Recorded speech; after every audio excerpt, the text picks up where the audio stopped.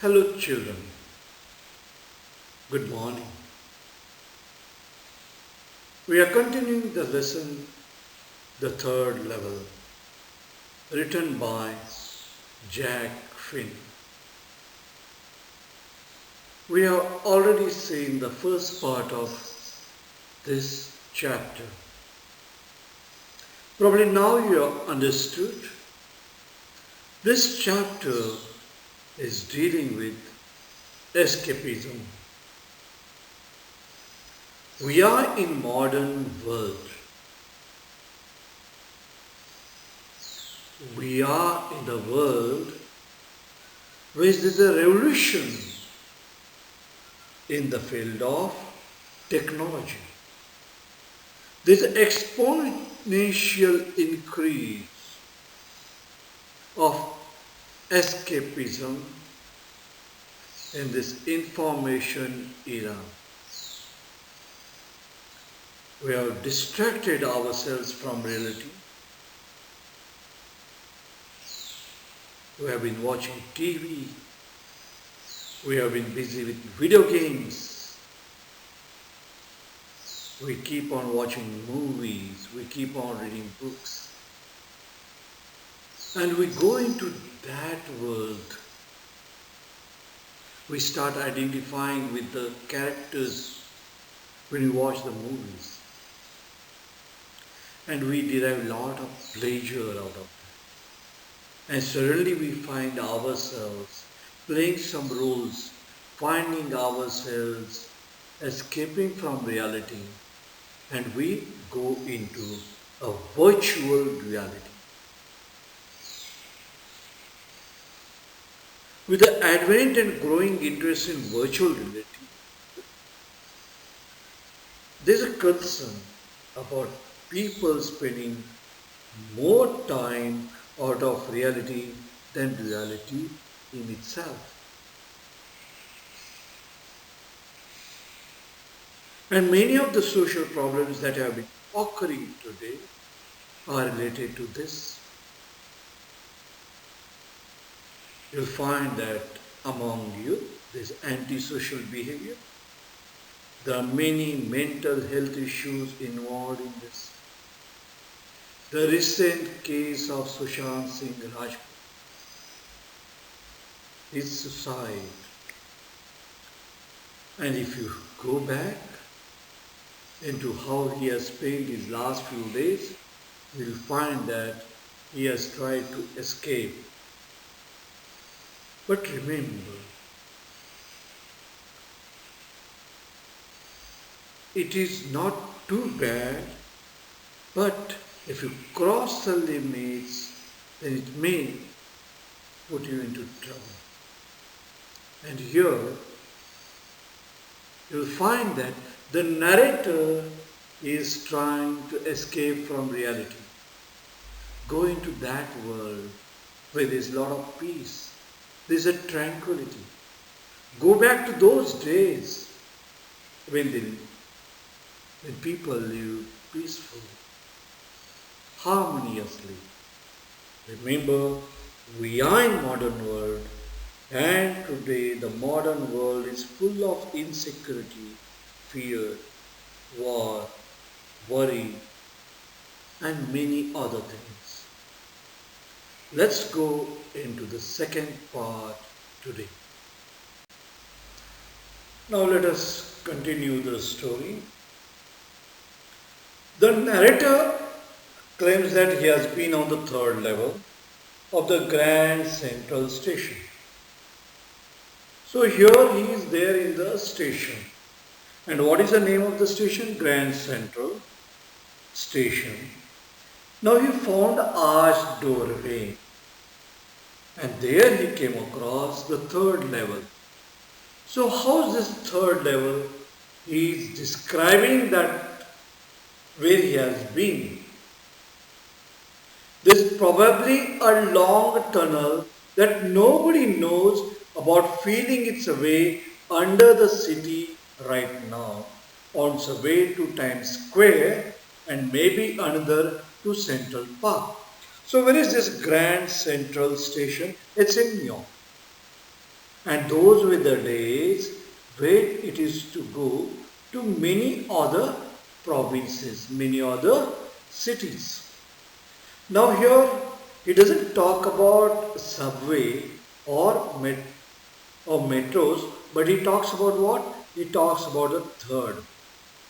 Now this third level or this third way, that takes him to totally different world. He goes back into the history. Now what does he say there? He says that there is a probably, perhaps. So here he says, probably there is a long tunnel and nobody knows and it's underground. And this tunnel and there, this station is there and from there the train goes. Where does it go? Probably it takes him to that particular world. Under the city right now, on its way to Times Square and maybe another to Central Park. And maybe because for so many people through the years, Grand Central has been an exit. So that has provided exit. You go on the railway station, you see the tracks, and you go into totally different world. So it's a kind of exit. Your journey begins there. You move somewhere else. So life is a journey.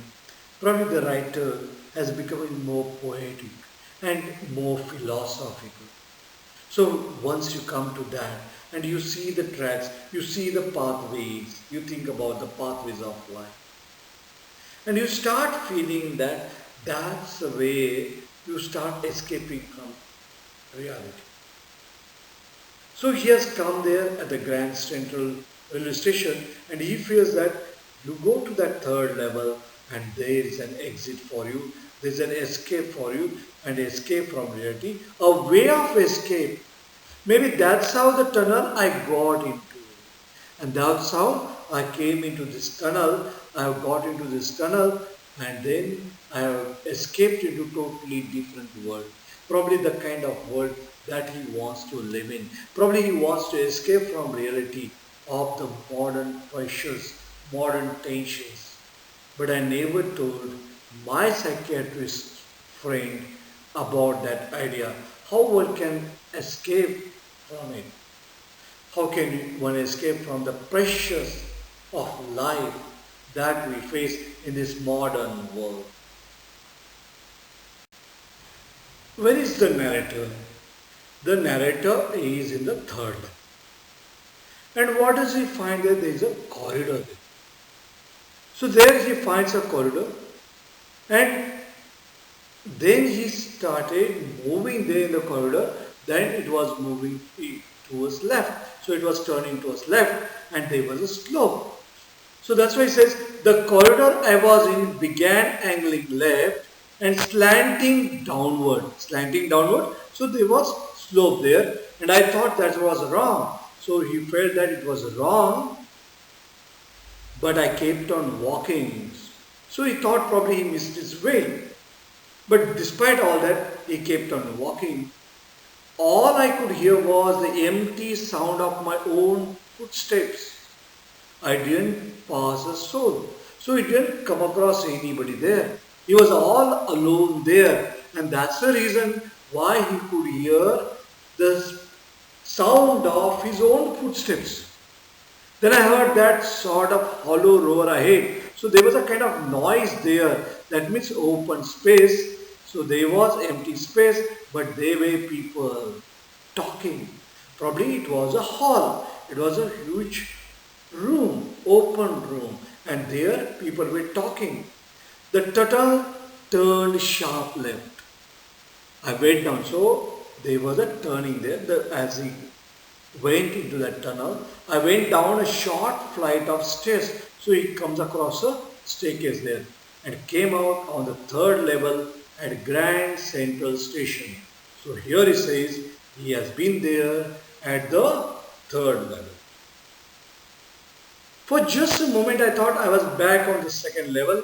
So he really felt that probably he has come to that station where he can go to some suburban area, but I saw the room was smaller.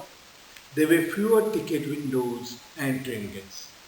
And the information booth in the center was wood and wood looking.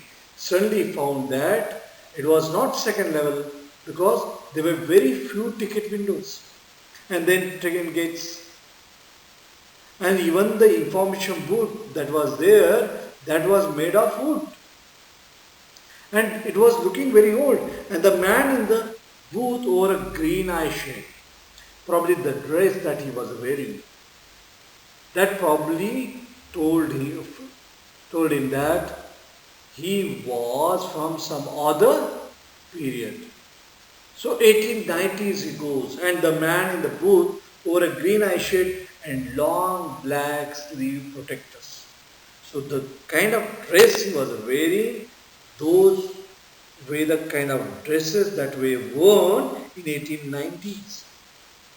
And that's why he realizes probably he is not in the second level, but he is there in the third level.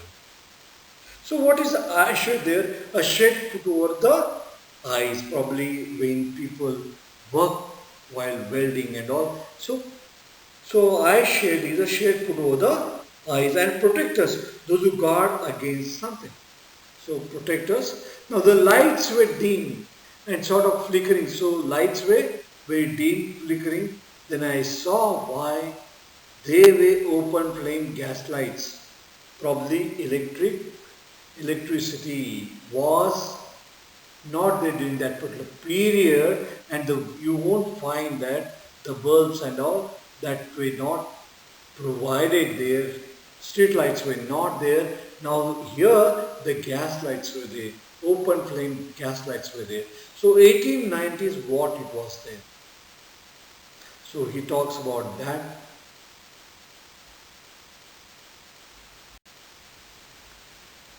It was the period of 1890s.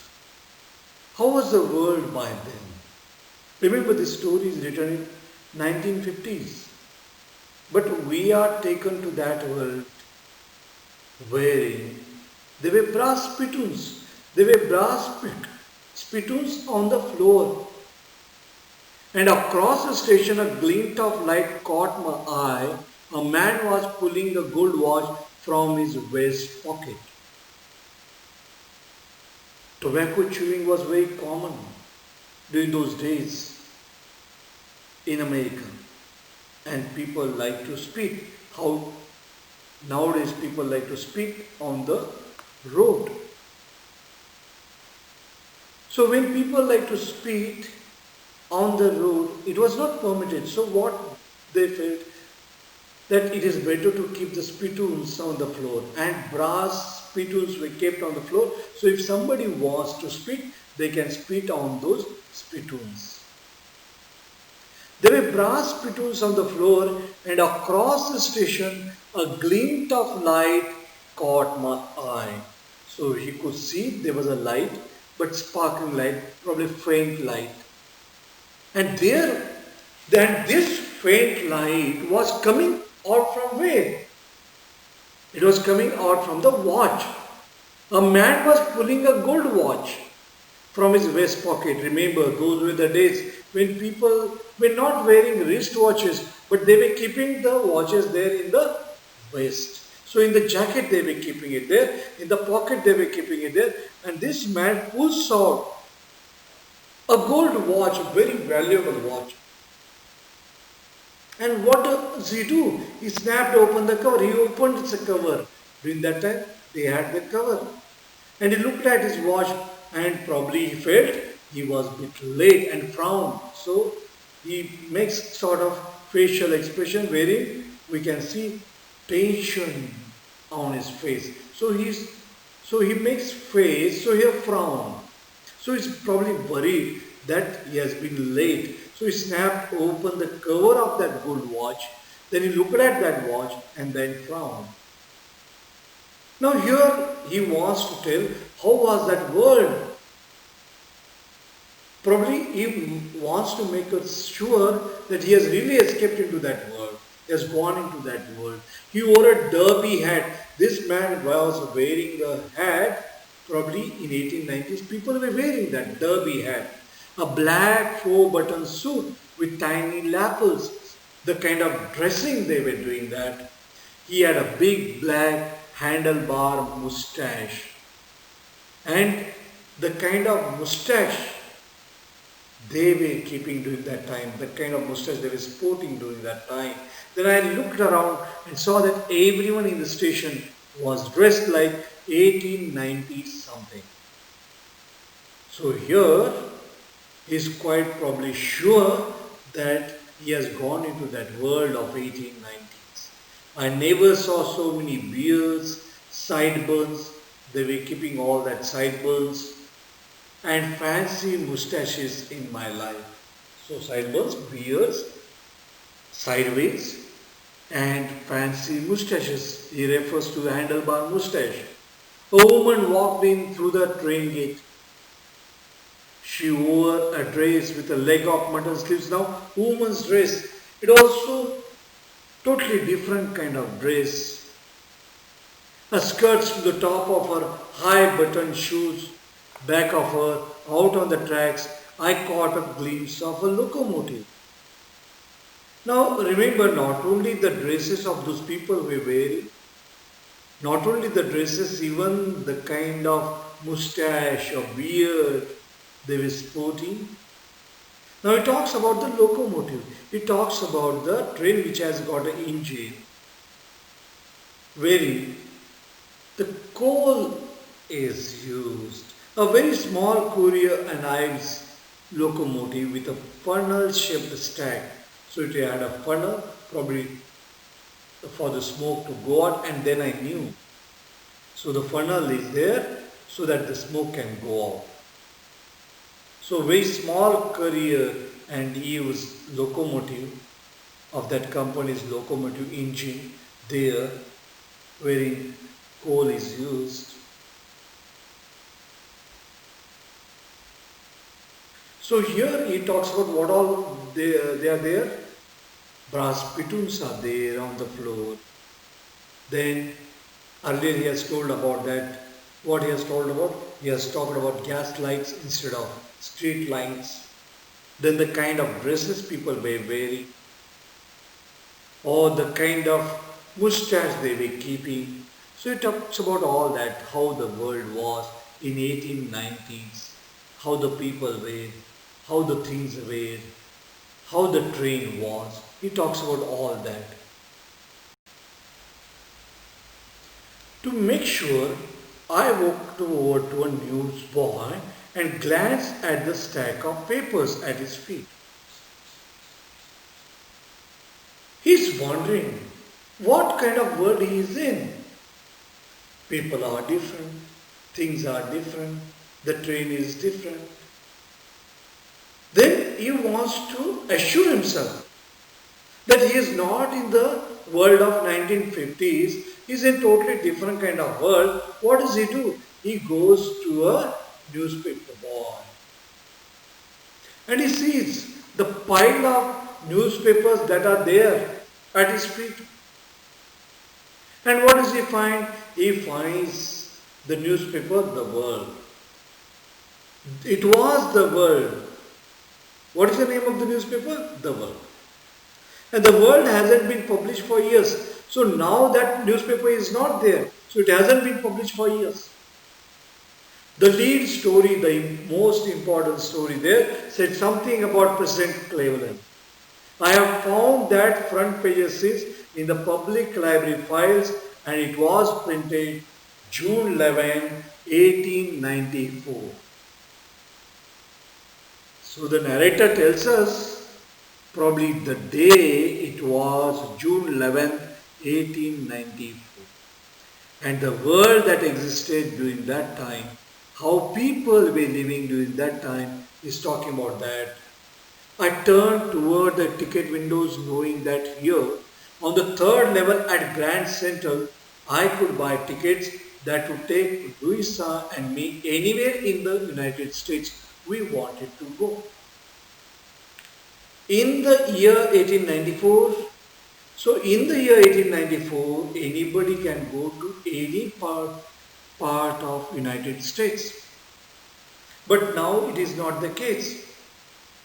Now within the New York City, one can go from this station. But those were the times when one could take the train to anywhere else in United States. And I wanted two tickets to Galesburg, Illinois. So Illinois is a state there in United States. And he wanted to go to the town named Galesburg. So how is this town? Have you ever been there? And he's talking about that. Probably he has read about it, or probably he has seen that town now. And now probably he has felt probably that town during that particular period, how it was written in the books. He's talking about that. It's a wonderful town still with big old frame houses, huge lawns, and tremendous trees whose branches meet overhead and roof the streets. Probably in some of the cities you will find that the cities are full of trees, but nowadays in urban area hardly any tree you see. And roof the streets. So overhead they are touching each other, the tree branches are touching each other. And in 1894, summer evenings were twice as long and people sat out on their lawns. The men smoking cigars and talking quietly. People leading peaceful life, enjoying life. The women waving palm leaf fans because that particular time table lamp, fan or ceiling fan was not available. So they were moving palm leaf fans with the fireflies all around in a peaceful world. So he wanted to escape from the reality, going to a peaceful world. Probably he felt that the world some 60 years ago, 1890s, it was really a peaceful world. Now it is nearly 130 years ago. But when the story was written in 1950s, it was nearly 60 years ago. A peaceful world. To be back there with the First World War still 20 years off. When did the First World War begin? 1814. So nearly 20 years off and world and still ahead, 20 years ahead. And World War II over 40 years in the future. Quite ahead, nearly 4 decades. I wanted 2 tickets for that. So he wanted 2 tickets to go to Galesburg, to a peaceful town, to lead life peacefully, himself and his wife. So both of them, they'll be there in that particular town. So what has happened here? He feels that he's there now in Galesburg, which is a peaceful town where he can lead a very peaceful life. So he has come to here at the station and he wants to go to that Galesburg in 1890s where he can lead a very, very peaceful life.